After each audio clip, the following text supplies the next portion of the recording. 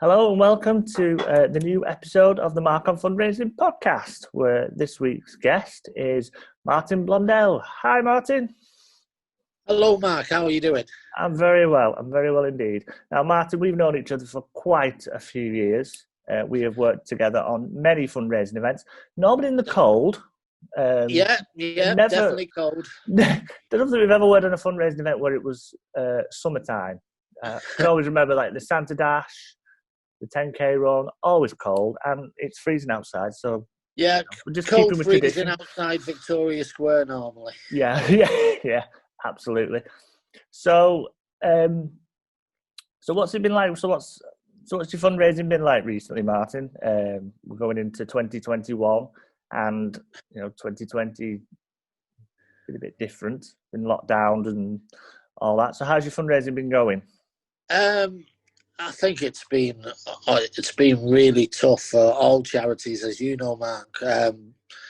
But we've been very fortunate because we've managed to kind of evolve, and we've got great supporters.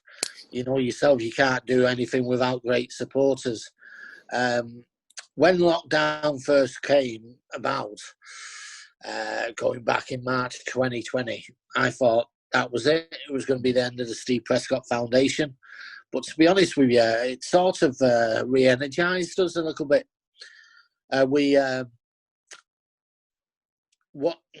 fundraising aspect, we had lots of events like every other charity that was cancelled.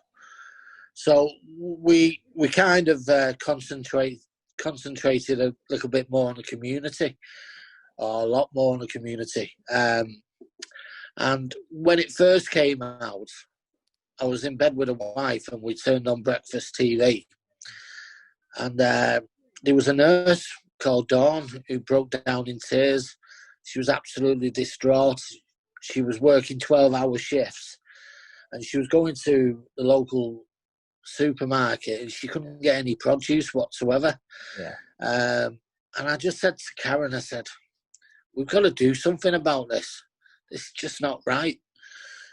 So I phoned up my great friend Andrew McKyle, who owns numerous pubs and restaurants throughout Merseyside, specifically the Eccleston Arms in St Helens. And I just said to him, I said, you need to turn the pub, which was still open at the time, into an essential items shop. He sort of looked, no, I can't do that. I said, no. I said, you need to do it, Andrew. And fair play to Andrew. Within 9 hours, he did. Shut the pub. And it had basically everything you needed. Yeah. And it was set up for nurses, all key workers, and the elderly. And then we got involved Blackbrook Rugby Club, who came on board, and we started to do deliveries, and we had SPF ambassadors, Tommy Martin, Paul Sculthorpe, Lee Braze, and a certain Johnny Vegas. Yeah. And Johnny phoned me up on the... we started on the Saturday, and he phoned me up on a Sunday. He said, I'm coming down from London. He said, I'm going to spend lockdown in St Helens. Yeah.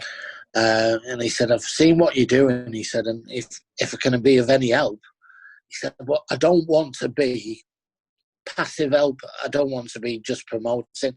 I want to be out there doing. So I said, right. I said, we'll get you busy. So Johnny joined the delivery staff, and people used to phone up to get people to stay at home, stay safe, stay at home, protect the NHS.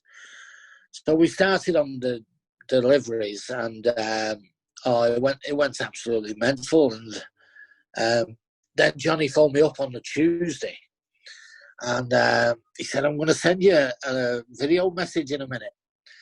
He said, you might quite like it. He said, so be prepared. So I opened up the video message, and it was from Russell Crowe. No. Gladiator. I saw this, yeah. And I'm thinking, And I'm there sat with my wife, same place as where I am now. You're not going to believe this. Got a message here from Russell Crowe. And we put it out on social media, and it got 2.9 million views, and it hit every newspaper in the country. Oh, it just went massive. So that was during lockdown 1. I have to say the Eccleston Arms staff and Andrew McCall, Blackbrook, all the ambassadors were absolutely fantastic. I think we delivered something like 5,000 meals through that.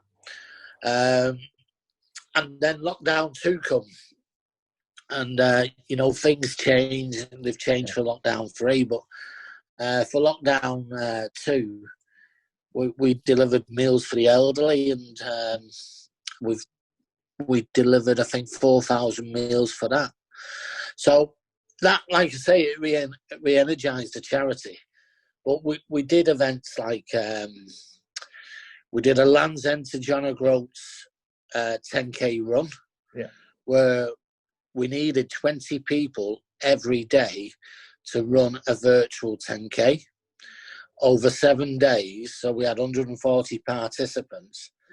And that equated to running the 894 miles to Land's End from John O'Groats. That raised quite a bit of money to keep us ticking over. And then we came up with the walk to Wembley, which you walk from your hometown club to Wembley Stadium in time for what should have been the Challenge Cup final. So I took part in that. It was 216 miles walk in 33 days. Worked out 6 miles a day, and that was a challenge for me because I'm 18 stone of idiot. I'm not the fittest of people. I'm normally the fat controller in the background organising events.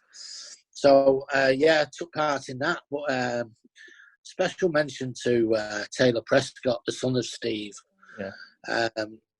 He, when we came up with the idea, he got in touch with me and he said that he wanted to follow in his father's footsteps. Now, his father, Steve, did 5 marathons in 5 days. He said, "But I want to beat me dad." So he amazingly done 7 ultra marathons. It works out to be 30.83 miles a day, 7 days, continuous, 7 consecutive days. It was unbelievable for a lad so young, 18 years old, to take part in such a challenge was just amazing. And that complete challenge, that raised us about £34,000. So 2020 wasn't... Steve always taught us how in adversity you become stronger. And that's what we did. I think we managed to donate £50,000 to the Christie's Cancer Hospital, £50,000 to the Rugby League Benevolent Fund, and we also managed to buy 2 scalp cooling machines for the Lilac Centre in St Helens. They was £28,000, and they've made a significant difference. So all in all, 2020 wasn't too bad. I mean, it's like you say, the charities, you find a way, and you found a way through adversity, like you say. And then one of the things I was going to ask you was, has the foundation sort of changed its focus? Because there was a lot, especially during lockdown 1, especially with because your food deliveries and the likes of Johnny was on. He was on. What was he on? Doing his head shave with Scully. Oh, he was on Channel 4. The on Channel 4, yeah. Live, getting his head shave from a 2-metre pole. Yeah, 2-metre pole, Scully with a head shave. I thought that was brilliant as well. I mean, there's just so much around it. So I was going to ask, had your focus changed somewhat to more of a community focus, or was that just at the time, or is it continued now throughout? I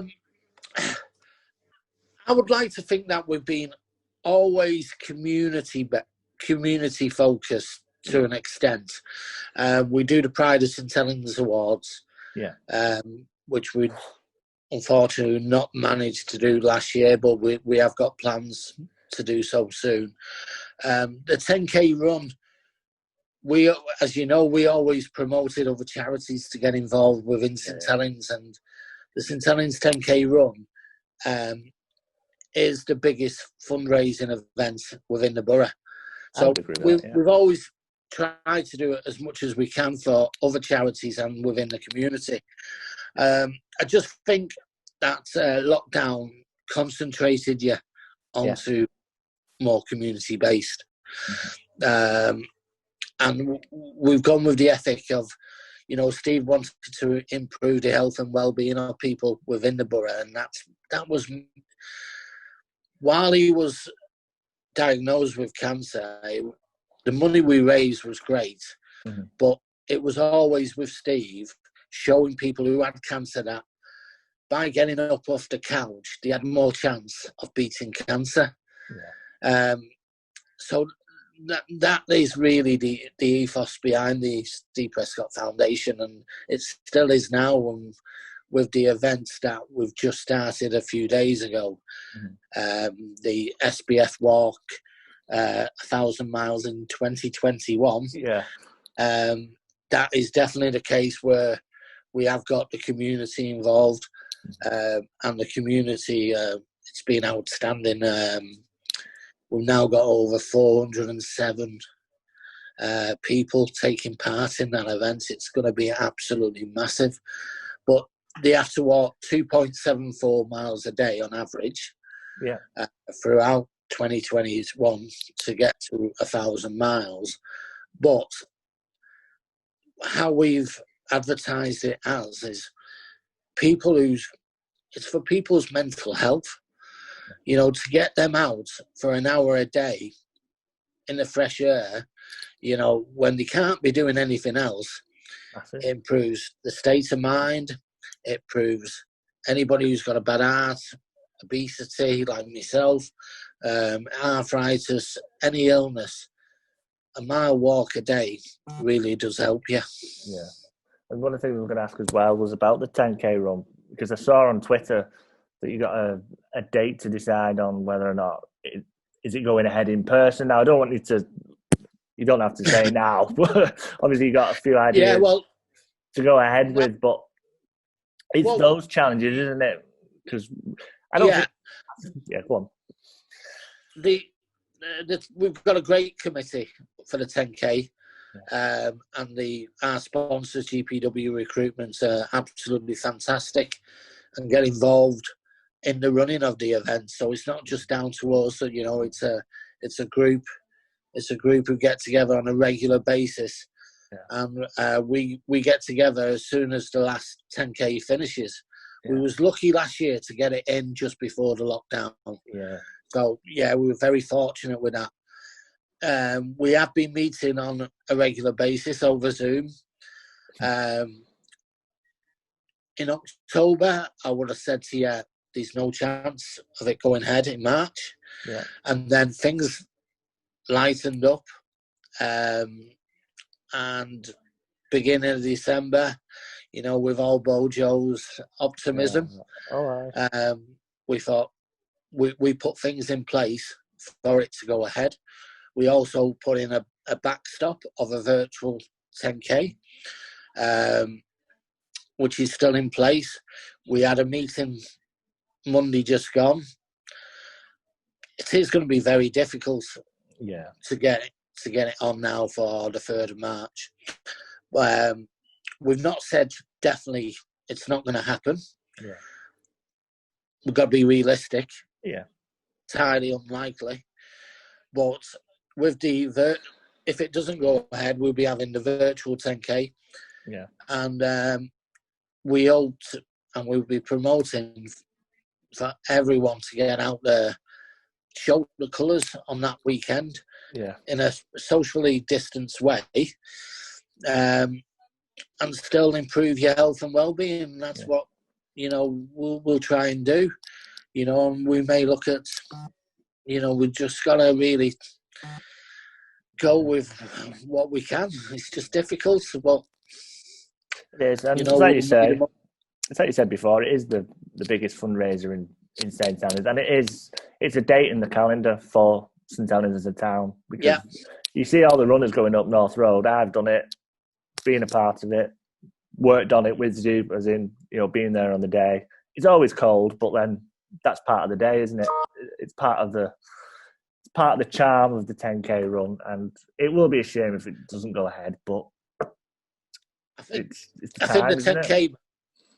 I think the 10K. When we set up the 10K, 11 years ago. Yeah. It started where you had to do North Road twice, and we parked up at Birchley. The start and finish was at Birchley Street Car Park. And I remember I had to sleep overnight in Birchley Street Car Park to stop the amorous couples parking up. So in the first year, we had 686 people who took part. Yeah. Now we sell out at over 2,000 every year. But one thing you can be guaranteed on the St Helens 10K run, you'll get every form of weather. Oh God! Every form of weather. And people say to us, "Why don't you have it in the summer?" Well, there's two reasons why we don't have it in the summer. Yeah. One, it's really congested. Yeah. To do 10K runs in the summer. Yeah. And the main reason is Steve wanted it to be a challenge. Yeah. He didn't want it to be an easy 10K. And that's why it's formed on the basis of North Road, where there is 6 aspects, 6 big hills on that one 10K run. Yeah. You go up North Road, you go down City Road. Yeah. You go up the steep Cowley Hill Lane, which gets everyone. Yeah, and that's the worst. It's not North Road. It's that one. Yeah, definitely. And then you go in the park, and the park's got the same all the way around, and you come back out. So, yeah, it's not meant to be easy. Steve always said a challenge isn't a challenge unless it's challenging, and that's definitely what the 10K is. I know we've mentioned about the weather a few times, but I always remember the year I did it. Me and Jerry walked out. Yeah, Jerry. Walked out to where our holding pen was. It was sunny, but it was snowing at the same time. So it was really confusing. Right, yeah. I was like, and then one of the years that maybe it was the first year at Langtree, when they didn't have the cladding around the side, and it ended up snowing inside. That's right. The concourse. It's part of the charm. All the helpers inside. I think at the time we had many charity stalls in. Yeah, and they were more cold than anyone else, because when you're an athlete, not that I know what an athlete feels like, they're running and to get their body temperatures warm, and a bit of snow, a bit of rain keeps them cool. Yeah. But the volunteers, the marshals are out there 4 hours, standing in one position. Yeah. We can't. We need. I think it's 106 volunteers we need to run the 10K run, and we can't do it without them. No. So we always thank the volunteers. It's just a thankless job they've got, and without the volunteers, there wouldn't be a 10K run. Yeah, no, you're right. And again, when I did it, it was the volunteers that keep you going. Especially, I know he said that Cowley Hills. I think that's probably because it's inclement. It kind of gets a bit steeper. It goes around, but going up North Road and all the volunteers there are cheering you on, they're passing you water. It adds to it, and there's so much help. They really are indeed. So, I know you talked about the Pride of St Helens Awards being postponed last year. Would there be scope of having them this year, or a hope of having them this year? Yeah, we're in talks with St Helens Star. Within the next few months, there will be a Pride of St Helens Awards for 2020. again, it's going to have to be online. We can't have the glitzy event, that we normally have. Yeah. But there's so many. You look in St Helens, and I'm really proud of St Helens. I see so much great people who are unrecognised, and every community's got them, but I think the St Helens has got them more than anybody. Some of the stories over the years that we've unearthed, it's just been absolutely phenomenal, and it's my favourite event of the year. You do get the ones who's decorated every year, but you also get that stand. There's been you look through all the people who's done incredible community events in 2020, and that list is just going to be absolutely massive, and to get it to narrow down to you probably could have 20 Pride of St Helens winners. I just want to mention without going into results or any nominations or prejudging anything, I want to give a mention to a guy called Ian Roberts. Now, Ian Roberts is from St Helens Litter Heroes. He's actually taking part in this challenge, this 1,000-mile walk challenge. But Ian has been doing this for numerous years. And a few years ago, he was nominated. That's how I first got to know about him. Yeah. But he walks around the Peter Street area, Taylor Park, Victoria Park, and all around that area. He just goes around every day, voluntary, with his orange bags, litter bags, and his picker. And he picks up 15, 20 bags a day of rubbish left over by, numpties who just not got, I just can't abide by him. But Ian does that on a voluntary basis every day. What a community champion he is. Yeah. It's people like that, isn't it, that make a town and a community. Yeah, defo. Yeah. So how did the Pride of St Helens get started?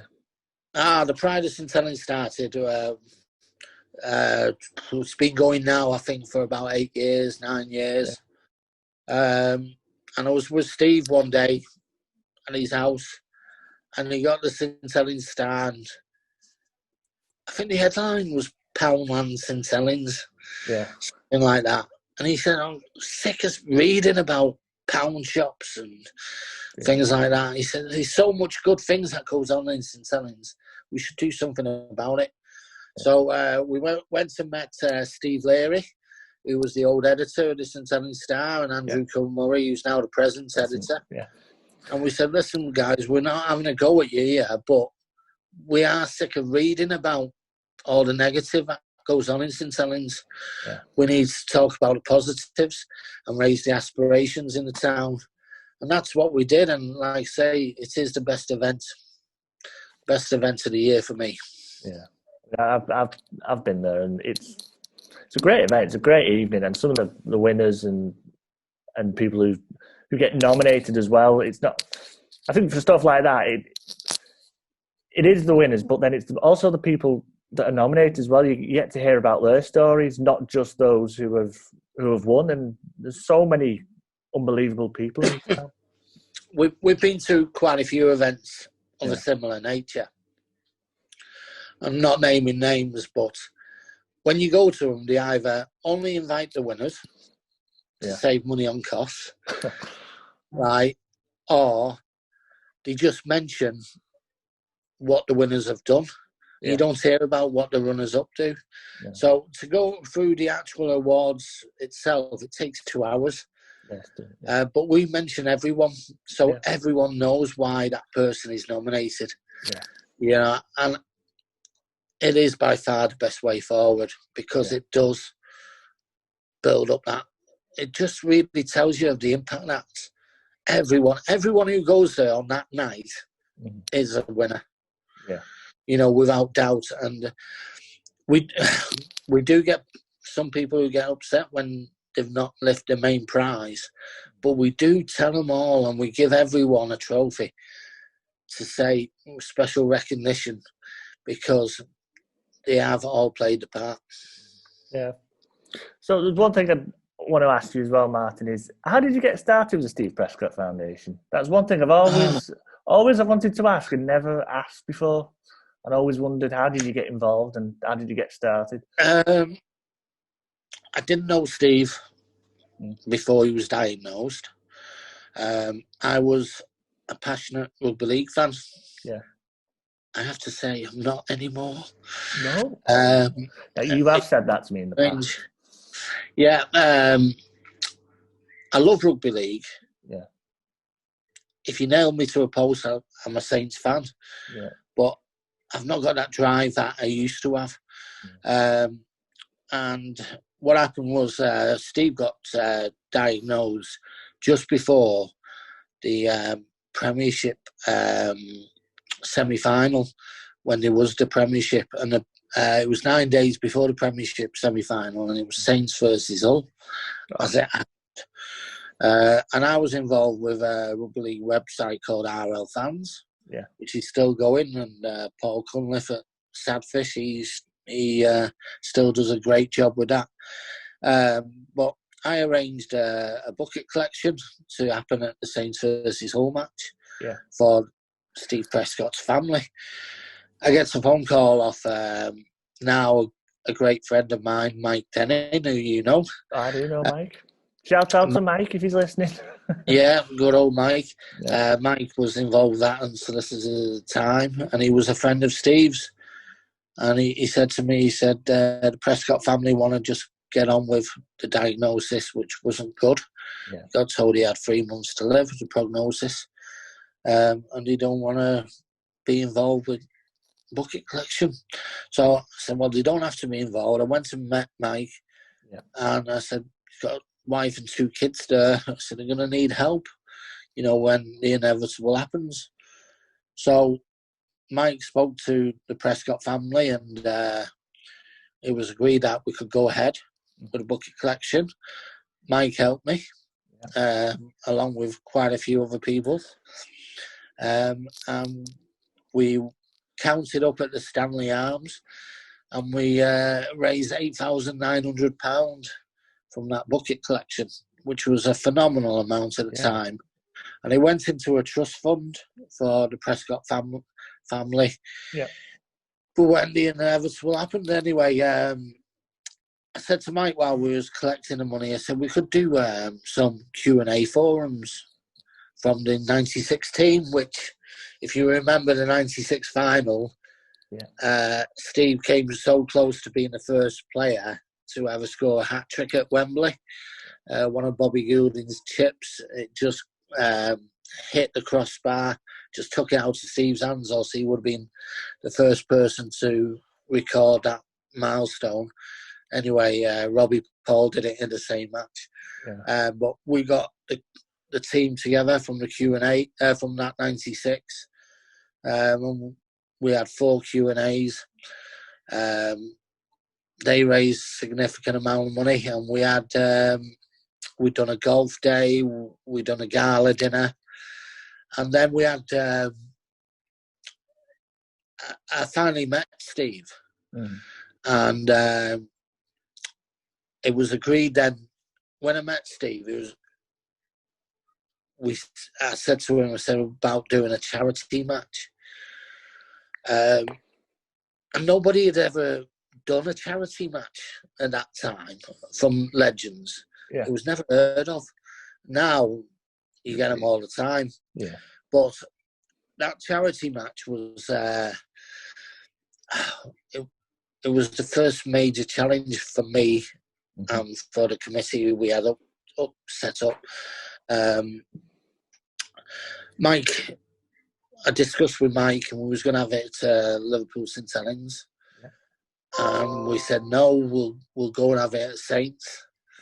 I met Saints, and the Saints said to me, a guy called Bob Singleton at the time, he said, we're going to have to charge you. We can't do it for free. If we open up one stand, it'll cost you 400 quid, something really cheap at the time. Yeah. If we open up the whole stadium, it's going to cost you $3,000, right? And I said, well, let's see how ticket sales go. Yeah. Anyway, we sold about 200 tickets, I think. Yeah. 2 weeks before, when we had to make the decision. Yeah. And I said to Steve, Steve, at the end of the day, it's your money. You know, it's going to be coming into your trust fund. What do you want to do? Yeah. And he said, I don't want anybody to be turned away. So we decided to open up the full ground and take the chance. And ticket sales, even the day before, was really poor. And I was in the dressing rooms with the two teams. The teams were fantastic. It was probably the best lineup of players, ex-legends, that you could have ever wished to see. And I come out, Steve said to me, he said, is there anybody in the ground? Yeah. And I goes out, and it's about an hour beforehand, and there's nobody there, really worried. And then about 5 minutes before kickoff, I went out, and it was packed. There was 5,796 people there. Oh, amazing. And it was a testament to Steve. You know, it's testament to how people thought of Steve. Yeah. Salford played Wakefield in a proper game on the same day, and their crowd was something like 2,300. So, yeah. So, we went to a Wigan versus Saints supporters charity match for the Christie's Hospital, and Steve said Steve was the guest of honour, and we was just watching, and he turned around to me. He said, "You raised enough money for the fund now. Let's do something for others." So he said, let's raise money for the people who supported me, which was the Christie's Hospital, the Rugby League Benevolent Fund. So he said, what can we do? I said, well, in 7 weeks' time, it's the grand final. I said, you can walk from Hull to the grand final via all the Super League clubs. And he said to me, can I? I said, yeah, you can. Of course you can. So I set it up, and it worked out to be 20 miles a day. Yeah. Now, that 20 miles a day, obviously it's a long way, and I know how long it is, having done these walks, but Steve had chemotherapy that finished the day before, and he already had blisters on his feet. Mm-hmm. And we set off, and we thought we'd raise £20,000. That's what we hoped to raise from the walk. And we went to Hull, and Steve was revered as a god in Hull. And that first day was just incredible. We had people just throwing money out from windows and stuff like that. It was just madness. But Steve was at the back. And at the end of the first day, he'd done it. I don't know how he did it. And it was the first time I realised that he was superhuman. Yeah. And as I say, not wired upright, because his feet was in bits. And I thought, there's no way he's going to be able to carry on. Yeah. But he carried on. He got through he was at the back every day. It was just unbelievable how he crawled basically to the finish line. We ended up raising 78 grand from that event. And it was magnificent. The following year, we done the same walk, but we went to all the National League clubs. Right. But this was a different Steve Prescot. It was 250 miles, this walk, but it wasn't the Steve Prescott who was at the back. Yeah, it was the Steve Prescott who was at the front with Tommy Martin, and nobody could keep up. As an organizer, I was there trying to keep everyone together. And people who'd walked the year before with Steve were moaning to me saying, can't keep up with him. But you couldn't tell Steve to slow down because his mentality at the time was, I've got to get myself as fit as possible to beat cancer. So I'm a winner. I'm gonna be the first one to finish it every day. And then the challenges from then went more extreme. Yeah. You did. So that's how I got involved. Normally, I mean, I know it started. I mean, I generally didn't know, and I always wondered how you got started with it. And it's a brilliant story. Yeah. Brilliant story. I mean, could you, for those who aren't listening, could you just tell about Steve's story, what the cancer that he had, and just how that came about? And Steve got diagnosed with pseudomyxoma peritoni. Yeah. Peritoni. It's a rare form of abdomen cancer, which is basically a mucin that forms around your abdomen, your liver, and your kidneys, and all that. And it's so rare that unless you was a specialist, you wouldn't be able to pick it up. Yeah. So he was playing with his young son Taylor at the time, and when he was bouncing him up and down on his stomach, he got pain and stuff. So he went to his doctor, said it's irritable bowel syndrome, it's this and the other, and it was all a load of rubbish. Mm. And then he finally went private. And on the day he got diagnosed with pseudomyxoma was the birth of Kobe, right, the second son. So he got told he had months to live.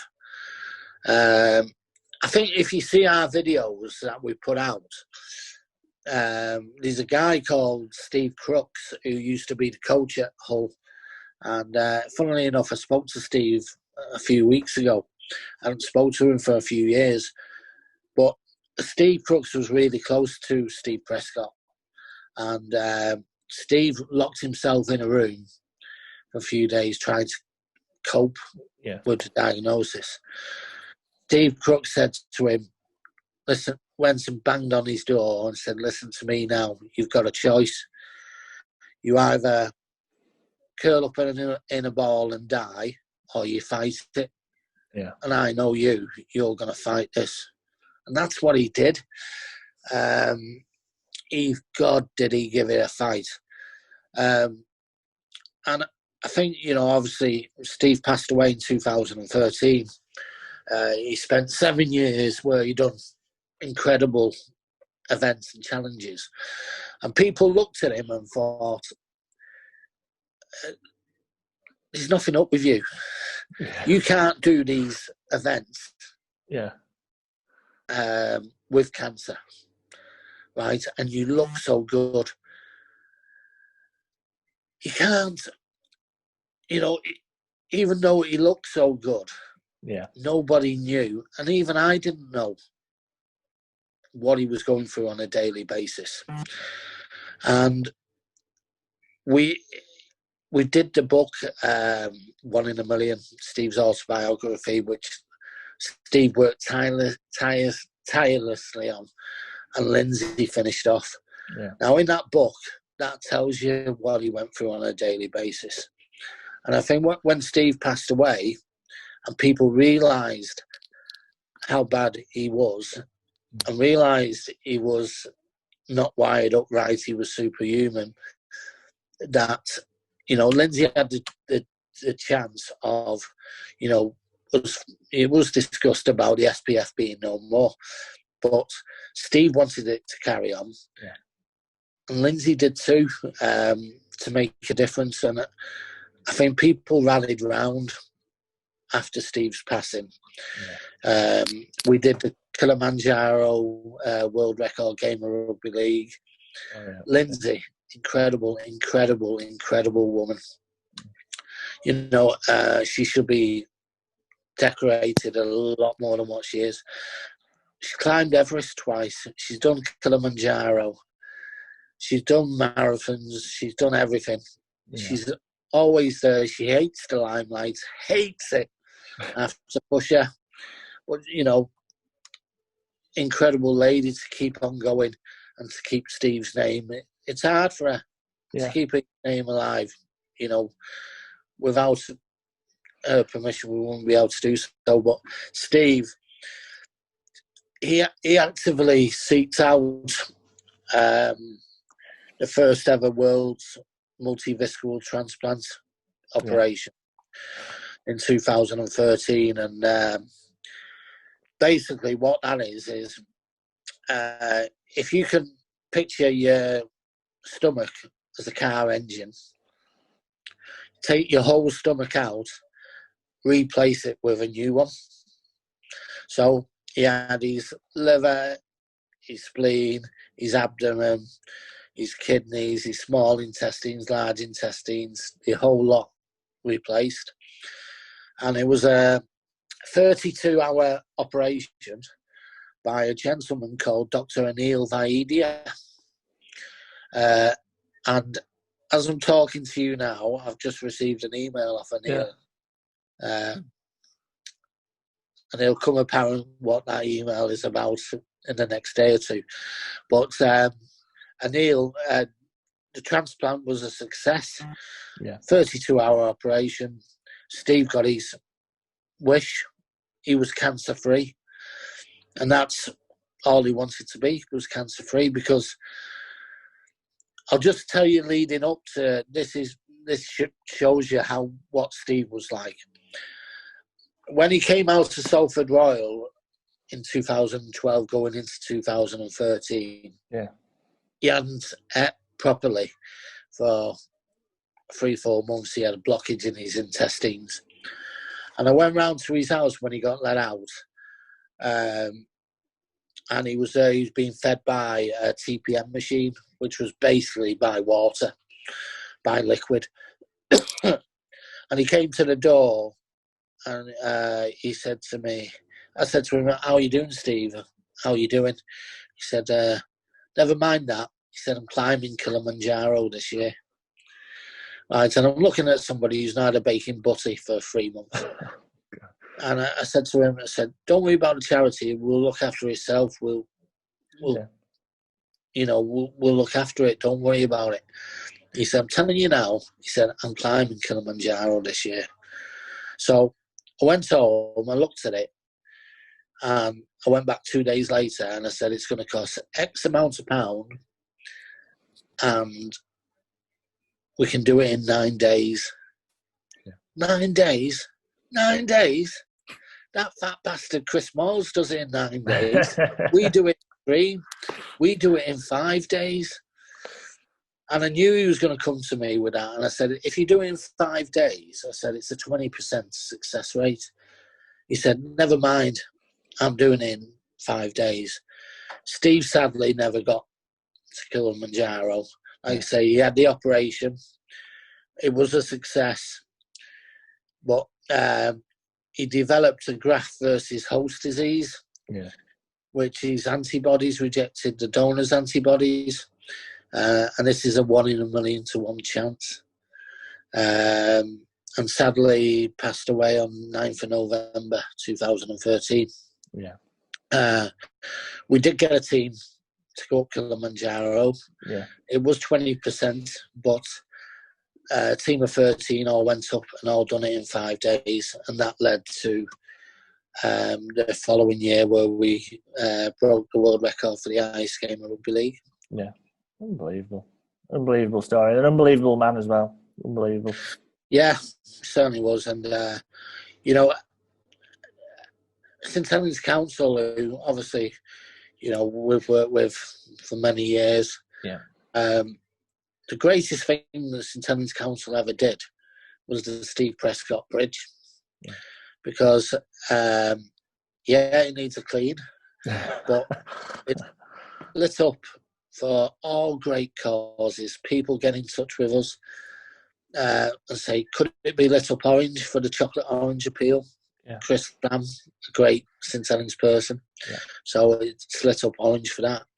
You've got it lit up purple for Young Violet Grace, another great St Helens charity, and nationwide we get requests for it to be lit up different colours, and it really is a beacon of light for everyone. And I know people drive past it and they might be having a bad day, but they think of Steve Prescot, and it changes the day. And that's the mark of Steve Prescot. That's his legacy. Yeah, brilliant. I mean, so what we're looking at now for the future of the foundation? So we're in lockdown 3. I know we talked about a couple of events that may be going ahead, maybe not going ahead. Obviously, the Pride of St. Helens. So what is? I'm assuming 21 is not a write-off. It's just going to be different again. Yeah, we had, like we said at the start, a load of events in 2020 that was all set up, ready to go. Yeah, they've just been postponed, cancelled. And as soon as we get the go-ahead, as soon as we get a little bit of clear opening, then we go back to doing the extreme events, to doing, testing people, to giving them a goal, a target, to keep on improving their health and well-being. But I think what lockdown did was you don't have to climb mountains to raise money. Yeah. You don't, you can do it more to home. So I think it has taught us a lot, and we'll go for a mixture. And as long as people keep on supporting, we'll keep on providing insane, crazy challenges, and that's what we do. That's, the trustees of the SBF, absolutely fantastic people. Alex, treasurer, we've got a great team behind us, and we come up with, we're just inspired by Steve, and we'll just keep on continue to be inspired by him. And as long as we can put on events, we'll help those less fortunate. Brilliant. Well, Martin, end of the podcast. Have you got any shout outs? Anything you want to mention? Anything like that? No, just like I say, just keep an eye on the SBF website, social media. Just get involved. Just like say this mile a day. 1 hour a day. It will improve your health and well-being. I've been out, like I say, I'm not the fittest of people, but it doesn't have to clear your head. Yeah. Just doing that one hour of exercise. Going out for a walk is the new going out to the pub. Yeah, it is. You can beat one person. So instead of going to the pub with your mate, go out for a walk, get fit, get active. Yeah, brilliant. Well, Martin, thank you so much for coming on, and I'll speak to you soon. Great to speak to you, mate. Yeah, brilliant. Thank you. Thanks, pal. Bye-bye. Bye-bye.